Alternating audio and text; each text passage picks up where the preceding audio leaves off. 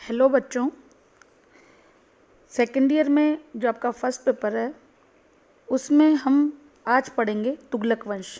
इससे पहले हम दास वंश में पढ़ चुके हैं। आपके कुतुबुद्दीन ऐबक, इल्तुतमिश, रजिया, बलबन, इनके बारे में, इनकी नीति के बारे में विस्तार से अध्ययन कर चुके हैं।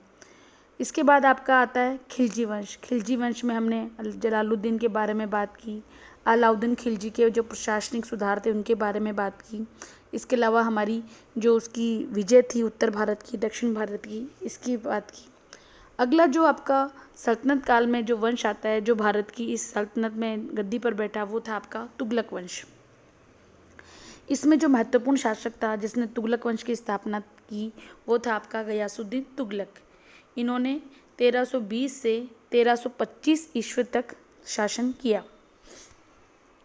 अब हम बात करेंगे तुगलक वंश में जो संस्थापक शासक था गयासुद्दीन तुगलक, उसके प्रारंभिक जीवन की। जो सुल्तान गयासुद्दीन था वो एक साधारण परिवार में इनका जन्म हुआ था, और चूँकि वह एक योग्य शासक था, पराक्रमिक शासक था, इसलिए वो निरंतर उन्नति करता रहा और आगे बढ़ता रहा।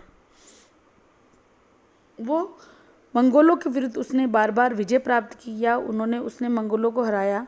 तब अलाउद्दीन खिलजी ने उसको देखा कि ये एक योग्य व्यक्ति है, या आगे चलकर अच्छा कार्य कर सकता है, इसलिए 1305 ईस्वी में उसको दीपालपुर का सूबेदार नियुक्त कर दिया गया। ठीक है। जब खुसरो ने मुबारक शाह की हत्या करवाकर सिंहासन हस्तगत कर लिया तो गयासुद्दीन ने विद्रोह कर दिया और अपनी सेना सहित वो दिल्ली की तरफ गया। खुसरो की पराजय और मृत्यु के बाद जो तुर्क अमीर थे उन्होंने किसको सिंहासन पर बिठाया? गयासुद्दीन तुगलक को। 8 सितंबर 1300 ईस्वी को भारतीय दिल्ली सल्तनत के इतिहास में एक नए राजवंश की स्थापना हुई, वो था तुगलक वंश। और किसका राज्यारोहण हुआ? गयासुद्दीन तुगलक का। जब कोई सुल्तान प्रारंभ में शासक बनता है तो उसके सामने अनेक कठिनाइयाँ आती है। तो गयासुद्दीन तुगलक था, उसके साथ भी बहुत अधिक कठिनाइयाँ जुड़ी हुई थी। यद्यपि वह तुर्क अमीरों के सहायता से वो शासक बना था, लेकिन उसके बावजूद भी उसे अनेक कठिनाइयों का सामना करना पड़ा, क्योंकि जो अलाउद्दीन खिलजी था उसने जिस प्रकार की शासन व्यवस्था स्थापित की थी, या जो सुल्तान पद की प्रतिष्ठा स्थापित की थी, अब वो नहीं रह गई थी। मुबारक शाह और खुसरो के काल में सारी सुल्तान पद की मान मर्यादा नष्ट हो गई थी। इसलिए गयासुद्दीन तुगलक चूँकि एक योग्य शासक था, तो वो चाहता था कि उसके काल में भी वही प्रतिष्ठा बने। दूसरा, उस काल में कृषि व्यवस्था बिल्कुल छिन्न भिन्न हो चुकी थी, कि आपको मैंने पहले वीडियो में बताया है कि क्योंकि अलाउद्दीन खिलजी एक कठोर शासक था और उसने 50% तक किसानों से क्या किया था? लगान वसूल किया था, उपज का आधा भाग, और इसके अलावा उसने घरी कर, चराई कर और अन्य कर भी लगा दिए थे। इससे जो किसानों की स्थिति दयनीय हो गई थी और अधिकांश किसानों ने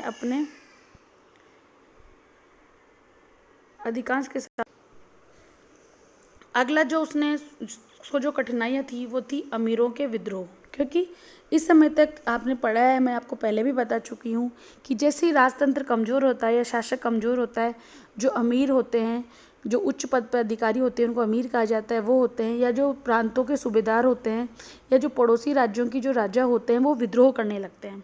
तो जैसे ही सुल्तान अलाउद्दीन खिलजी की मृत्यु हुई और उसके बाद में जो शासक बने मुबारक शाह, खुसरो, वो इतने योग्य नहीं थे। इस कारण इन लोगों ने विद्रोह करना शुरू कर दिया, और इन विद्रोहों को रोकना भी तुगलक का एक महत्वपूर्ण कार्य था।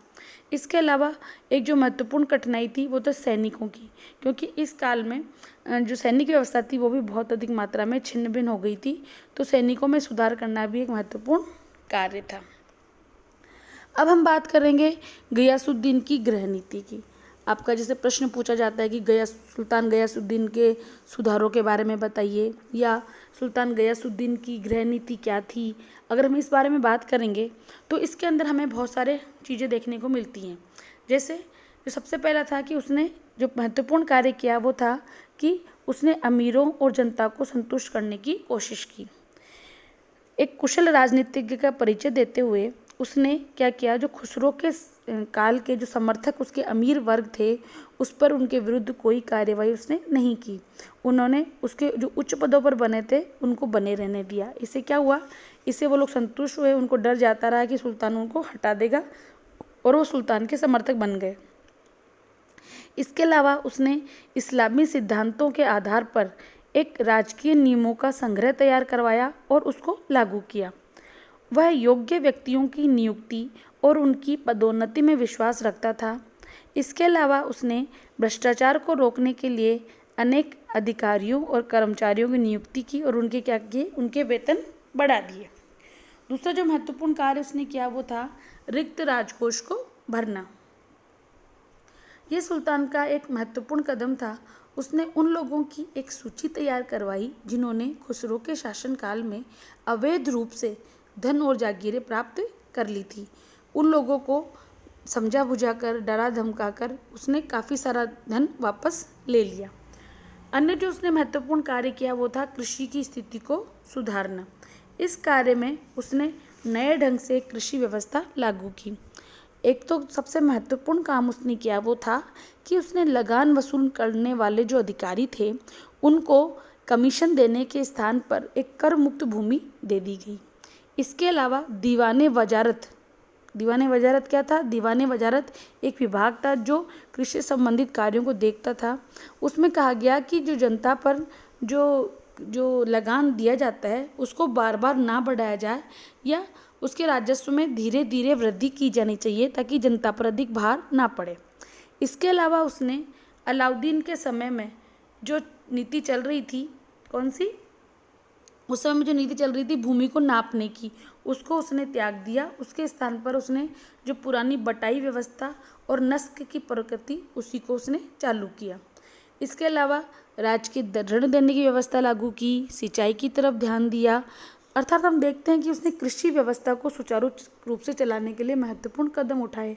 चूँकि वह एक योग्य सुल्तान था इसलिए वो जानता था कि आम जनता चूँकि कृषि पर ही जिंदा है, अगर कृषि व्यवस्था सुधार होगा तो जनता में भुखमरी नहीं आएगी और जब जनता में भुखमरी नहीं आएगी तभी उसको लगान अच्छी मात्रा में मिलेगा। जब लगान मिलेगा तभी उसका राजकोष भरेगा। इसलिए उसने कृषि की तरफ महत्वपूर्ण सुधार किए। अगला जो आपका आता है वह यातायात के साधनों को सुधारा। उसने पुराने मार्गों की मरम्मत करवाई, पुल बनवाए, नए सड़कों का निर्माण करवाया। इस प्रकार से उसने इसमें महत्वपूर्ण कार्य किए। अगला जो उसने कार्य किया वो था कुरान के सिद्धांतों के आधार पर न्याय व्यवस्था की स्थापना। उसने न्याय व्यवस्था को सुधारने के लिए महत्वपूर्ण कार्य किया, क्योंकि अगर न्याय जनता को मिलेगा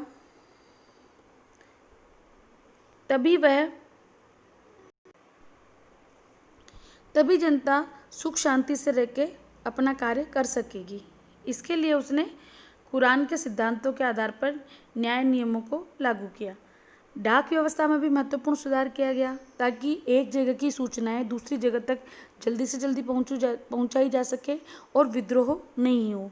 हिंदुओं के प्रति जो गयासुद्दीन तुगलक की नीति थी वो मध्यम मार्ग की थी। ठीक है, गयासुद्दीन तुगलक चाहता था कि हिंदुओं पर इतना कठोर कार्य भी नहीं किया जाए ताकि वो कृषि को त्याग दें। इसके अलावा उनको इतना धनवान भी ना बनने दिया जाए ताकि वो विद्रोह और षड्यंत्रकारी बने रहे। अर्थात गयासुद्दीन ने हिंदुओं के प्रति मध्यम मार्ग की नीति अपनाई।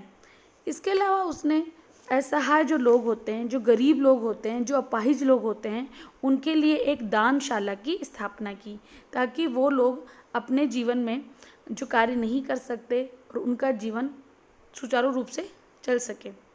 इसके लिए विद्वानों को उसने आश्रय भी दिया। सुप्रसिद्ध कवि और इतिहासकार अमीर खुसरो के लिए सुल्तान गयासुद्दीन ने 1000 टंका वार्षिक पेंशन का आदेश दिया था। इससे पता चलता है कि वो विद्वानों की कितनी इज्जत करता था। अगला जो महत्वपूर्ण उसने जो कार्य किया वो था सैनिक व्यवस्था में सुधार, क्योंकि इस समय तक सेना में बहुत अधिक अनुशासनहीनता आ चुकी थी। सुल्तान ने आदेश दिया कि 1 वर्ष के वेतन के बराबर धन तो सैनिकों के पास रहने दिया जाए, परंतु शेष धन को वापस से किश्तों के रूप में वसूल कर लिया जाए। इसके अलावा अलाउद्दीन खिलजी के अधिकांश सैनिक नियमों को लागू किया गया और जो विद्रोही सैनिक थे, जो भीरू सैनिक थे, अर्थात जो डरपोक सैनिक थे, उनको छुट्टी दे दी गई। एक जो महत्वपूर्ण कार्य गियासुद्दीन तुगलक ने किया वो था धार्मिक आचरण में सुधार करना। चूँकि वो स्वयं एक कट्टर सुन्नी मुसलमान था, वो चाहता था कि जनता भी धर्मानुसार आचरण करे। इसके लिए उसने मुहतसिब नियुक्त किए। मुहतसिब कौन होते थे? ये धर्माधिकारी होते थे जो आम जनता में इस्लाम का प्रसार करते थे और ये देखते थे कि जो लोग धर्म के अनुसार नहीं चल रहे उनको सजा दी जाए। इनका कार्य जनता की चरित्र की उन्नति करना था। गयासुद्दीन ने मद्यपान, व्यभिचार, संगीत, नृत्य को धर्म विरुद्ध मानकर उनके प्रति आसक्ति नहीं दिखाई। अर्थात हम देखते हैं कि जो गयासुद्दीन की गृह नीति थी या जो उसने जो सुधार किए वो उस काल के महत्वपूर्ण सुधार थे। उसने जो चूँकि वो एक योग्य शासक था इसलिए उसने जो सल्तनत के लिए उपयोगी कार्य हो सकते थे वो उसने किए। जैसे उसने सैनिक सुधार किए, उसने न्याय व्यवस्था में सुधार किए, यातायात में उन्नत करने की कोशिश की, डाक व्यवस्था को सुधारा, कृषि को उन्नत करने का प्रयास किया और अपने जो अमीर वर्ग थे उनको खुश करने की कोशिश की। अर्थात हम देखते हैं कि जो महत्वपूर्ण कार्य वो एक योग्य शासक जो कर सकता है उसने पूरे साम्राज्य के सभी क्षेत्रों को सही करने की कोशिश की। अब हम बात करेंगे गयासुद्दीन की विदेश नीति की। जो गयासुद्दीन जो था वो न केवल अपनी जो गृह नीति में महत्वपूर्ण था अपितु उसने साम्राज्य विस्तार की तरफ भी ध्यान दिया। सबसे पहला जो महत्वपूर्ण कार्य था वो था वारंगल पर आक्रमण।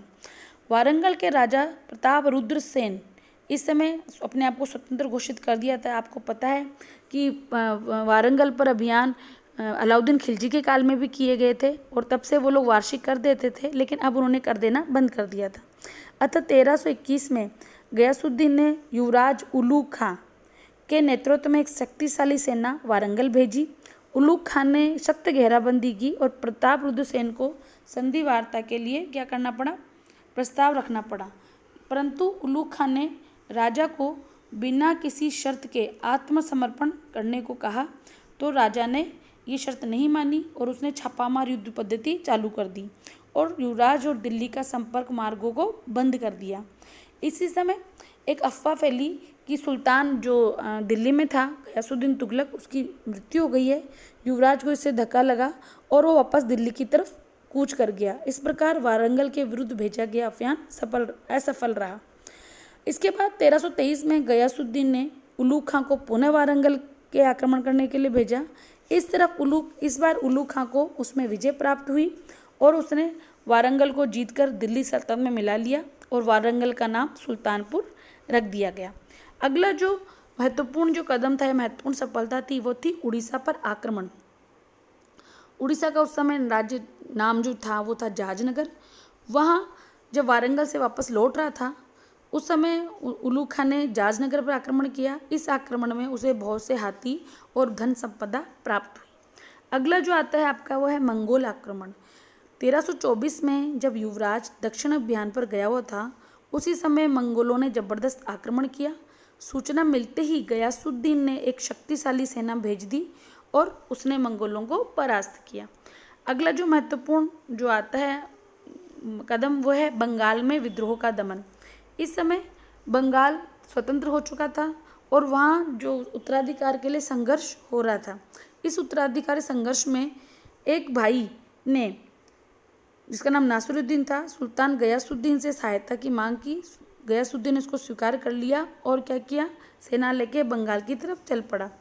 सुल्तान ने जफर खां नामक सेना नायक को बंगाल की राजधानी लखनौती पर आक्रमण करने को भेजा। जफर खां ने सरलता के साथ बंगाल के सुल्तान को परास्त करके बंदी बना लिया। उसके बाद नासिरुद्दीन को गद्दी पर बिठाया।